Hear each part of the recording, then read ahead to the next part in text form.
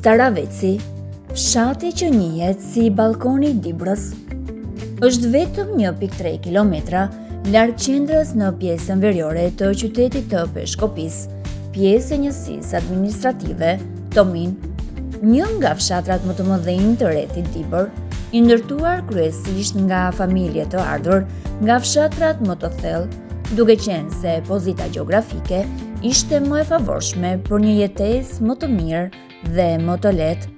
Hije rënd qëndron sipër qytetit, si për të treguar që ky vend ka qenë bazë e shumë luftrave, ngjarjeve të rëndësishme të historisë. Quhet ndryshe Ballkoni i Dibrës, epitet ky i marrë duke qenë se nga aty shihet një panoramë fantastike e qytetit. Në pika të ndryshme strategjike mund të shihet çdo lagje apo pjesë e rëndësishme. Staraveci shërben edhe si urlidhse me qytetin të fshatrave Bahute, Shimçan, Zimur, si dhe përbjeshkët fantastike të Gramës, të cilat i shoqëron një bukuri e pashoq. Kultura dhe tradita qëndrojnë të lidhura fort me njëra tjetrën në këtë vend, duke bërë që norma shoqërore, edukative, fetare dhe tradicionale të mbeten akoma një trend.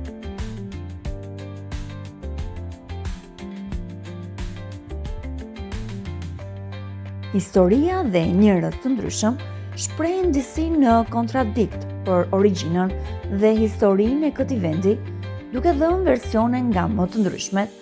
Emri i këtij fshati thuhet se vjen nga gjuha slave, staro, një udhëheqës i madh në luftën kur vendi ishte i pushtuar nga serbët shumë kohë më parë. Staravec, më konkretisht, vendi Staros. Ekonomia e këtij vendi kryesisht varet nga emigracioni, bujqësia dhe bizneset private. Ka një ekonomi jo shumë të zhvilluar, pasi edhe investimet në këtë fshat prej 20 vitesh lënë për të dëshiruar. Në atë zonë jetonin rreth 170 familje, ndërsa në ditët e sotme ky numër ka rënë ndjeshëm në 120. Nga ky fshat kanë dalë figura të spikatura në profesione të ndryshme, si mësues, pilot, ushtarak, biznesmen, të cilët i kanë dhënë një ndihmë jo të vogël vendit.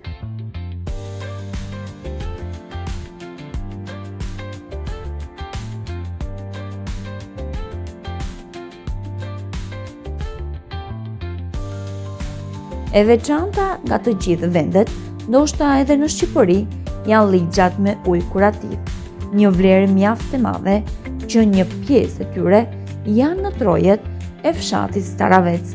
Lajthia është një tjetër e veçantë e këtij fshati, pasi gjithë mali i Staravecit është i mbushur me bimon e lajthisë, produkt ky mjaft i kërkuar dhe i konsumueshëm.